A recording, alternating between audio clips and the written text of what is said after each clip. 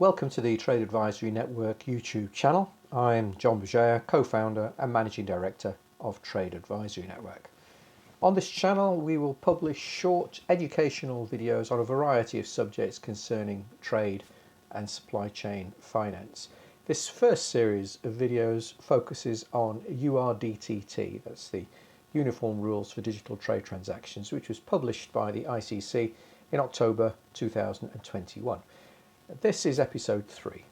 This series is made in association with ITFA, that's the International Trade and Forfeiting Association, and also with LIBF, that's the London Institute of Banking and Finance. For those of you that don't know us, Trade Advisory Network was founded in 2014 by myself and my colleague Lionel Taylor. We deliver specialist trade and supply chain finance consultancy and education to commercial banks, development banks, fintechs, technology service providers, educational bodies, investors and corporates. We also undertake expert witness assignments when trade finance related disputes end up in tribunal or in court.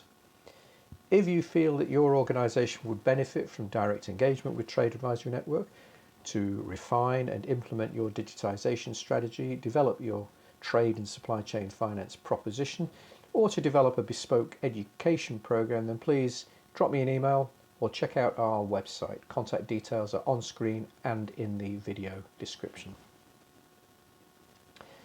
In this episode, we will be looking at the parties involved in a DTT, digital trade transaction, starting with the principal parties and then moving on to the financial services provider and finally covering any other parties that might be involved in a DTT. As I mentioned in episodes 1 and 2, unlike other ICC rules, URDTT is not bank-centric. The principal parties are in fact the seller and the buyer, which, if you think about it, makes complete sense. These are the parties that are conducting the trade transaction, and all other involved parties, though undoubtedly important, are only involved because they are supporting the trade transaction between the seller and the buyer. That support may be concerned with the physical supply chain or with the financial supply chain. The rules define what we mean by seller and buyer, and there are no big surprises here. Article 2 defines seller as a seller of goods or services and buyer as a purchaser of goods or services. Though pretty self-explanatory, it is important to note that the definition includes services as well as physical goods. Article 4 of URDTT sets out the role of each principal party as follows. The role of the seller includes 3 elements.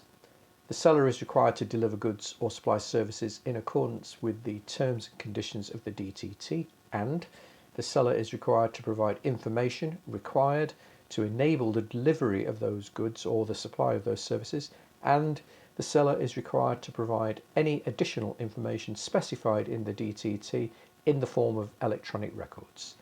So let's unpick that to ensure it's totally clear.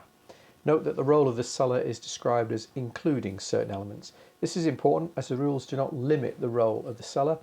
The 3 elements quoted are not an exhaustive list of all of the seller's responsibilities. They are, however, the key responsibilities that the seller must fulfill in the context of the DTT.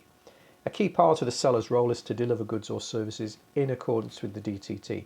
You will recall that I explained in earlier episodes what the DTT is and how it is positioned relative to the underlying commercial contract. I won't go through all of that again, except to say that the DTT is the process through which execution of the underlying contract is evidenced. So, while the commercial contract deals with the performance of the seller in fulfilling the contract terms, the DTT deals with the evidence of the seller's contractual performance. The seller is required to provide information in the form of electronic records to enable the buyer to take delivery of the physical goods or access the services. Again, this is similar to what happens in the traditional paper world. For example, in the paper world, if the goods are shipped by sea, the relative bill of lading would be made available to the buyer so that they can take possession of the goods. This is often managed via the banks under a documentary collection or a letter of credit. The digital equivalent would be an electronic bill of lading or some other means of transferring the right to obtain possession of the goods. The seller is also required to provide, in the form of electronic records, whatever other information is set out in the DTT conditionality.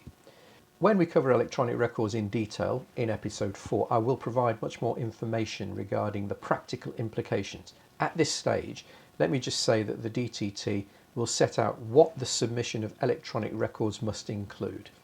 It's quite possible for the DTT to allow for all records to be submitted by the seller, including those that contain information obtained by the seller from a third party. On the other hand, it may specify that certain electronic records must be submitted by another party. For example, the DTT may specify that a digital inspection certificate must be submitted by the inspection agency themselves. This is an important point which will come up again later when we talk about electronic records in detail. Whoever submits an electronic record, even if it contains evidence provided by a third party, is accountable for its authenticity. Now we'll cover this concept in detail in episode 4 on electronic records. Turning to the buyer is required to take delivery of goods or receive services that comply with the terms and conditions of the DTT. Upon compliance with the terms and conditions of the DTT by the seller, the buyer incurs an unconditional payment obligation and is required to effect payment in accordance with that payment obligation. Again, let's unpick that role as we did with the seller. The point about the role including elements specified in the article applies equally to the buyer as to the seller. The buyer is required to take delivery of the goods. This means they cannot unilaterally decline the goods if, for example, they've discovered that they can get the same goods at a cheaper price elsewhere. However, this obligation to take up the goods is conditional upon the seller complying with the terms and conditions of the DTT. You will recall that a buyer incurs a conditional payment obligation as soon as they enter into a DTT. That obligation becomes unconditional when the seller has met all of the terms and conditions of the DTT, evidenced by submission of electronic records. Having dealt with the principal parties, let's now focus on the role of the financial services provider, which we will call the FSP for short. As I explained in episodes 1 and 2, an FSP could be a bank, but could also be a non-bank entity. Whether a party involved in a DTT is an FSP or not depends on the role they perform in that DTT. So, for example, if a bank buys technology services from a vendor and they agree that the service contract will be subject to URDTT, then the bank in that context is not an FSP in respect of that DTT. The bank in this scenario would be a principal party, the buyer. Article 5 states that the role of the FSP includes 3 elements. The FSP may provide finance or risk mitigation to a beneficiary or buyer or other FSP, or the FSP may effect payments to a beneficiary, or if requested by a principal party or any other beneficiary and such request is accepted, the FSP may add its FSP payment undertaking to a payment obligation and must then effect payment at site or at a fixed or determinable future date according to the terms and conditions of its FSP undertaking. Article 5 goes on to set out other responsibilities of an FSP, but as there's quite a lot to unpick in this basic information, let's start with that first and then move on to the rest of the article later. Notice first that the 3 elements in the role definition are separated by the word or, whereas the word and is used in respect to the principal parties. To be clear, whereas and means all of the conditions must apply, or means one, more than one, or all of the conditions must apply. So, a party is an FSP if they undertake just one of the 3 elements, if they undertake 2 of them, or if they undertake all 3 of them. Providing finance or risk mitigation is relatively self-explanatory. Again, notice the word or is used, so that means either finance or risk mitigation, or both finance and risk mitigation. So let's illustrate how an FSP provides risk mitigation. Well, they do that in the context of a DTT by adding their FSP payment undertaking to a payment obligation. Now, an FSP may provide finance in a number of ways, but one way, which is very relevant to the DTT, is that they provide finance and then they require that the payment obligation be transferred in their favour. At that point, the FSP becomes a beneficiary of that payment obligation. We'll talk about beneficiaries separately, but at this stage, let's just say that The term beneficiary includes but is not restricted to the seller. A number of parties could be a beneficiary. When we talk about FSP payment undertakings in detail in episode 5, I will explain how and why an FSP might provide finance or risk mitigation to another FSP, but we'll cover that later. Making payment, again, it's self-explanatory. I will cover FSP payment undertakings in detail in episode 5. In the context of the role of the FSP, let me just make a few observations at this stage. The request to add an FSP payment undertaking can come from a principal party or from any other beneficiary.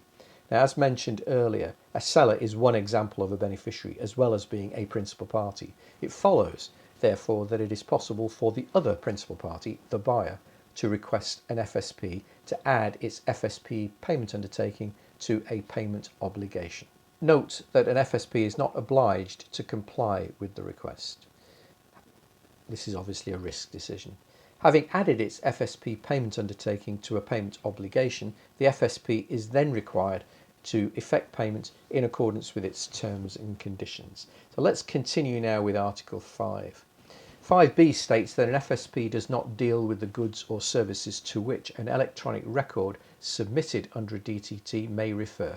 This reinforces the distinction between compliance with the DTT and compliance with the underlying commercial contract, which I referred to in the earlier episodes.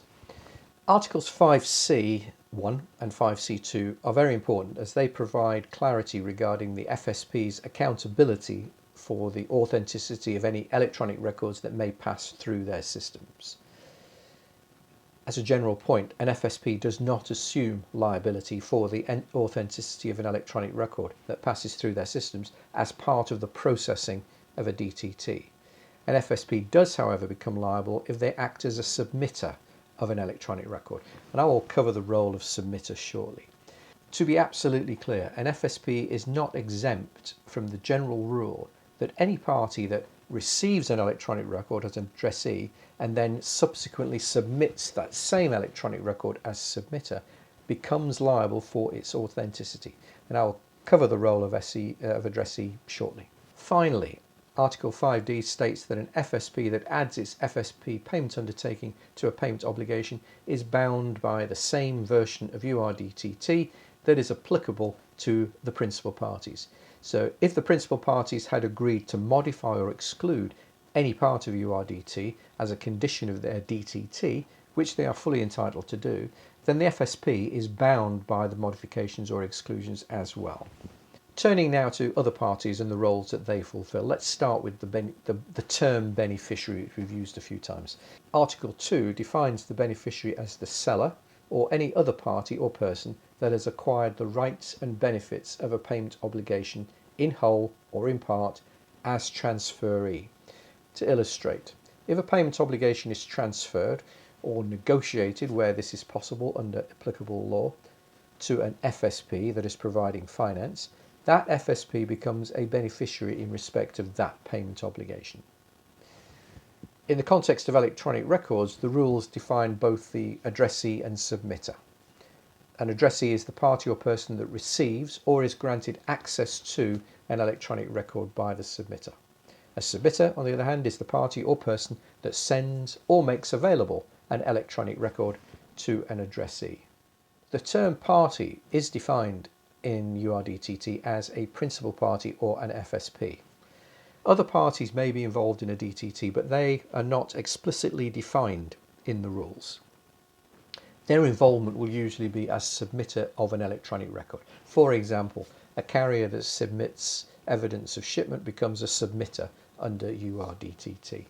That just about covers the parties to a DTT. So on that note, I will bring this episode to a close. As always, if you have any comments or queries regarding the content covered in this episode, please add a comment on LinkedIn or on YouTube, or drop me an email. Until next time, stay safe and keep well.